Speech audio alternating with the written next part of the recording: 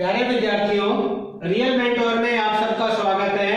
आज हम कक्षा 9 विषय हिंदी की पाठ्य पुस्तक क्षितिज के काव्यखंड का अध्याय 14 जिसका शीर्षक है चंद्रगहना से लौटती बेर का अध्ययन कर रहे हैं, जिसके कवि केदारनाथ अग्रवाल है।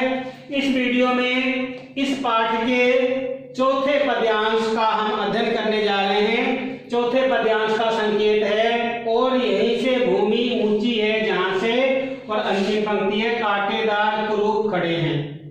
तो इसका भावार्थ को समझेंगे।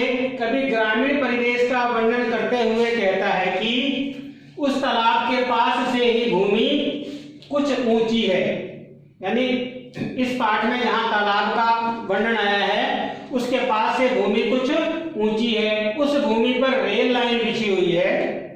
रेलगाड़ी के आने जाने का समय निश्चित नहीं है, इसलिए कवि यहाँ स्वतंत्र होकर प्राकृतिक सुंदरता को देख रहा है। यानी कि यहाँ कवि का जो ध्यान है वो भंग एक जगह पे लगा रहेगा, किसी प्रकार की उसके ध्यान में बाधा नहीं आएगी, क्योंकि जब रेलगाड़ी चलती है, उस मार्ग से रेलगाड़ी गुजरती है तो वातावरण जो है वो ध्वनिमय हो जाता है। लेकिन रेलगाड़ी के आने जाने का समय निश्चित नहीं है, इसलिए कवि वहां स्वतंत्र होकर प्राकृतिक सुंदरता को देख रहा है।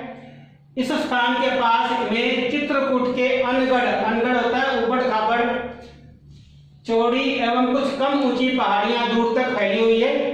चित्रकूट स्थान का नाम है, और जहाँ के अनगढ़ और चौड़ी एवं कुछ कम ऊंची पहाड़ियां दूर तक फैली हुई है। आशय यह है कि पास का क्षेत्र छोटी छोटी पहाड़ियों से घिरा हुआ है और उनकी बंजर भूमि पर जो कांटेदार कुरूप पेड़ है वहां पर रीवा नामक कांटेदार पेड़ सर्वत्र दिखाई देते हैं। यानी चित्रकूट की पहाड़ियों के आसपास रीवा नामक जो है कांटेदार पेड़ सब जगह दिखाई देते हैं। कवि कहना चाहता है कि चित्रकूट के पहाड़ियों पर कांटेदार झाड़ियां एवं पेड़ है। तो ये इस पद्यांश का भावार्थ था। अब इसके प्रश्न की तरफ चलते हैं। पहला प्रश्न है, कवि ने अपने को स्वच्छंद क्यों कहा है?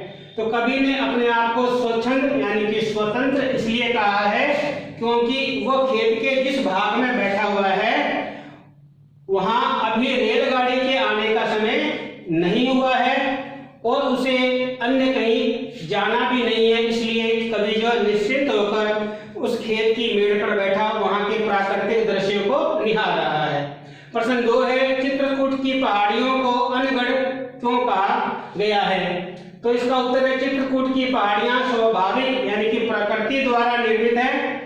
कुदरती बनावट के कारण ये पहाड़ियां अनगढ़ अर्थात ऊबड़ खाबड़ ऊंची नीची और अव्यवस्थित है, इसलिए चित्रकूट की पहाड़ियों को अनगढ़ कहा गया है।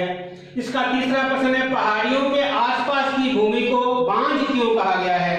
बांझ का मतलब होता है बंजर, जहां पर कुछ भी उपज ना होती हो उस भूमि को बांझ कहते हैं, बंजर भूमि कहते हैं। तो इसका उत्तर है, चित्रकूट की पहाड़ियों के आसपास की भूमि पथरीली है, वहां कटीली झाड़ियां एवं कांटेदार पेड़ लगते हैं, वहां खेती तथा फलदार वृक्ष दिखाई नहीं देते हैं। इसी कारण कवि ने चित्रकूट की पहाड़ियों के आसपास की भूमि को बांझ यानी कि बंजर कहा है।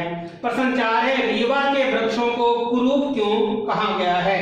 तो इसका उत्तर होगा क्योंकि ये वृक्ष आकार में छोटे और झाड़ीदार होते हैं तथा कांटे भी अधिक होते हैं, इसलिए कवि ने रीवा के पेड़ों को कुरूप कहा है। धन्यवाद।